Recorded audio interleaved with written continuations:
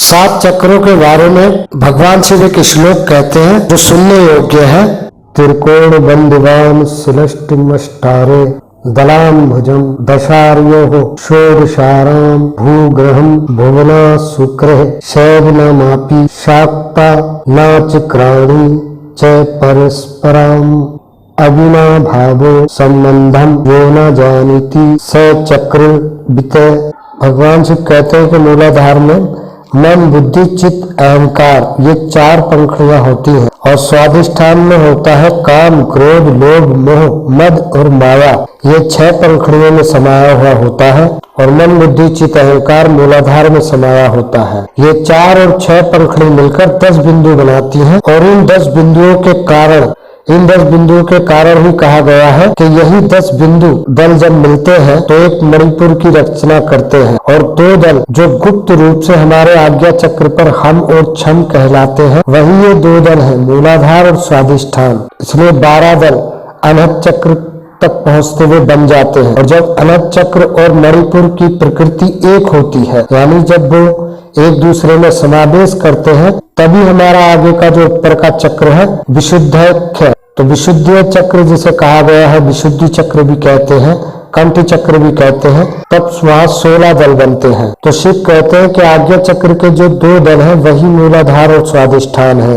यदि मूलाधार गड़बड़ हुआ तो आज्ञा चक्र आपका खराब हो जाएगा और स्वाधिष्ठान अगर गड़बड़ हुआ तो आपका आज्ञा चक्र खराब हो जाएगा। और यही 2 बिंदु आगे चलकर एक बिंदु बनाते हैं जिसको तरा देवी कहा गया है।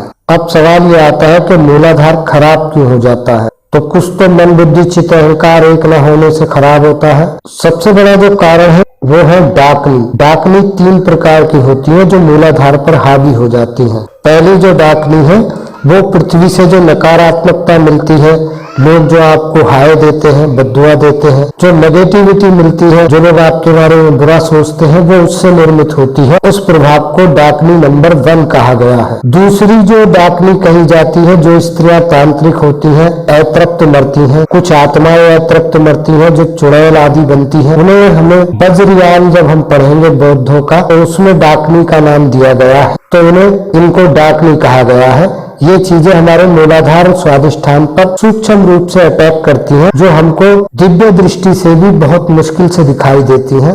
अब जो मूलाधार के स्वामी है वो गणेश जी हैं, जो तीसरी डाकनी है वही सर्वश्रेष्ठ डाकनी है। बाकी ये 2 तो पृथ्वी से और संसार से बनी हुई डाकनी है। तीसरी जो डाकनी है उनका संपूर्ण नाम तो हम कह देते हैं कि डाकनी योगिनी है, लेकिन संपूर्ण नाम है मदशालिनी डाकनी। तो मदशालिनी डाकनी का क्या कार्य है? ये गणेश जी के संरक्षण में रह करके, क्योंकि माता काली की सहचरी है 64 योगिनियां, उनके संरक्षण में रह करके जब ये पॉजिटिव वेव आपके अंदर उत्पन्न करती है, पॉजिटिव विचार लाती है, जब आपका मन बुद्धि चित्त अहंकार एक होता है, काम क्रोध मद लोभ ये आपके ठीक होने लगते हैं, तब ये दोनों ही आपके प्रकाश रूपी जगमगाने लगते हैं। और ये जो कृपा होती है मदशालिनी डाकनी योगिनी के कारण ही कृपा होती है। असली हकीकत तो यह है कि किसी ने भी डाकनी जो मदशालिनी डाकनी है उसका मंत्र दिया ही नहीं है नेट पर। किसी ने सर्व डाकनी लगा दिया है, किसी ने केवल बीज मंत्र दे दिए हैं, तो किसी ने कुछ लगाया है। जैसी भी जिसके हाथ किताबें लगी वही किताबी ज्ञान छाप दिया है, क्योंकि मदशालिनी डाकनी ही केवल काली की सहचरी हैं। बाकी जो भी मंत्रों के द्वारा आपको डाकनियां ये बताई जा रही है ना, तो ये भूत प्रेत चुड़ैल आदि की तो अवस्था है ना, जो नेगेटिव नकारात्मकता उससे उत्पन्न हुई भी जो शक्तियां हैं, ये उसके मंत्र आपको मिलेंगे। चावर मंत्र भी यदि YouTube पर या नेट पर आप देखते हो तो वो सिर्फ डाकनी के नाम से मिलेंगे या ख्वासनी, इस तरीके से आपको मिलेंगे। बाकी मदशालिनी डाकनी के बारे में कोई भी ऐसा मंत्र का विवरण नहीं है। अब मेरे वीडियो डालने के बाद कोई मंत्रों में नाम लगाकर डाल दे वो एक अलग बात है, क्योंकि ये जो है सात्विक भी हैं और ये तामसी भी हैं। जो आदमी जिस प्रवृत्ति से अपने चक्र को जागृत करने की कोशिश करता है, ये उसी तरह से उसके लिए जागृत हो जाती हैं। केवल इन्हीं में एक खास विशेषता है। यदि आप नकारात्मक और जो प्रेत आदि मैंने बताई हैं उनको आप सात्विक तरीके से करने की कोशिश करोगे तो आपको पटक देंगी।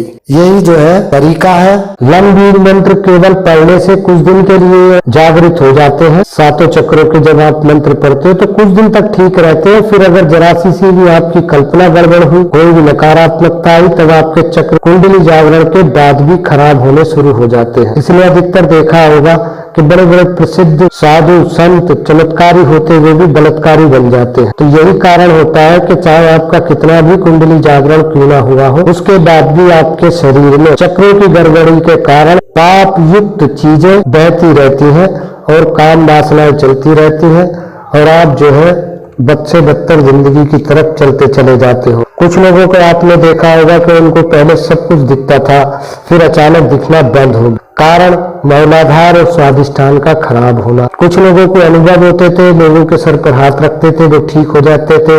अब नहीं वो कर पाते कुछ ऐसा। कुछ लोग वो कुछ चीजें पहले कर पाते थे लेकिन अचानक उनकी वो चीजें गड़बड़ा गई। बस उनको अहंकार रहा कि मैंने सब कुछ कर लिया, लेकिन आज वो परेशान है, मगर कहे किससे? तो उसका कारण मूलाधार और स्वादिष्ठान ही है। हमारी जो पुरानी परंपरा थी उसमें मूलाधार और स्वादिष्ठान को विशेष जोर दिया गया, क्योंकि ये मेरा कहने का मतलब यही था कि आप अपनी कल्पनाओं को ठीक रखिए, आप अपनी इच्छाओं को ठीक रखिए, तभी आपके ये दोनों चक्र बच पाए। तो जैसे ही आपकी ये दोनों कल्पनाएं गड़बड़ होती है, स्वादिष्ठान और मूलाधार, तभी आपको दिक्कत आनी शुरू हो जाती है। कितने ही मंत्र पढ़े हो, कितनी ही साधना करी हो, लेकिन यदि आपका इन दोनों में से कोई भी एक चक्र गड़बड़ हो गया तो सीधी सी बात है, आपके कुंडली जागरण का कोई फायदा नहीं, आपके किसी भी कार्य का कोई फायदा नहीं।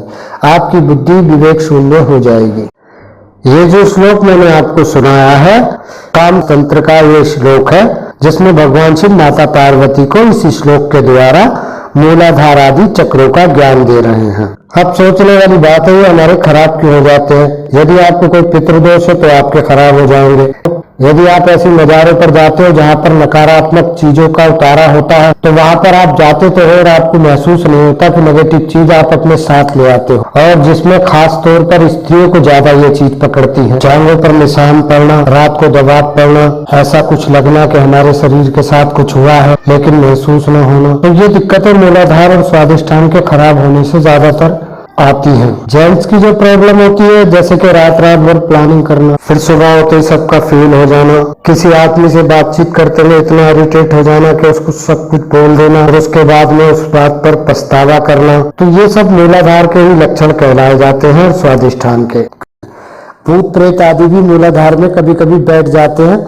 आपने देखा होगा कि लोग क्रिया कराने जाते हैं, कोई नारियल से क्रिया करता है, कोई नींबू से क्रिया करता है कि हमने आपके जो है प्रेत वगैरह उतार दिए, लेकिन भाई थोड़ी रमक रह गई है। रमक का मतलब क्या होता है? तो रमक का जो अर्थ होता है, रमक का कहते हैं कि स्थान रह गया है, एक खाली जगह रह गई है।